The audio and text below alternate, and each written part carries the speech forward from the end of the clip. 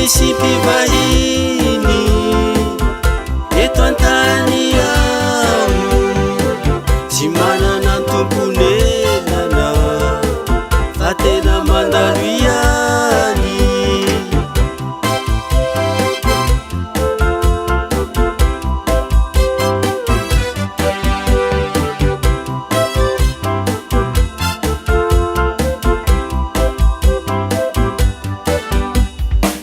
Vahiny sy mpivahiny eto antany ao tsy manana tomponelana fa tena mandalo ihany.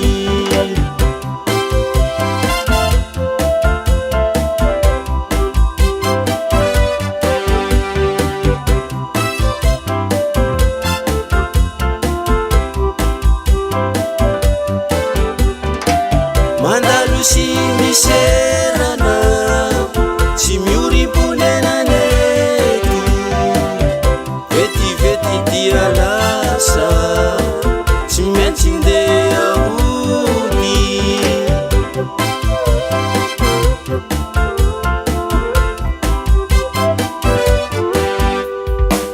Mandalo sy miserana tsy miorim-ponenan'eto vetivety dia lasa tsy maintsy ndeha hody.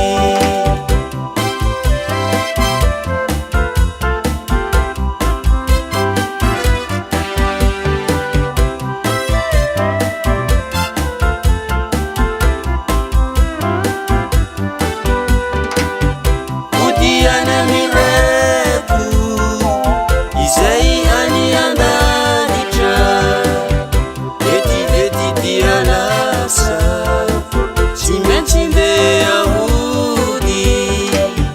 Hody any amirepo izay any andalitra vetivety dia lasa tsy maintsy ndeha hody.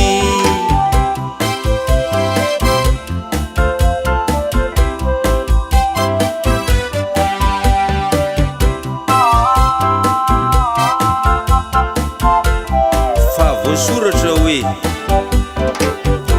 ao an-tranony raiko misy fitoerana maro, raha tsy zany dia efa nilaza taminareo aho fa andeha amboatra fitoerana ho anareo.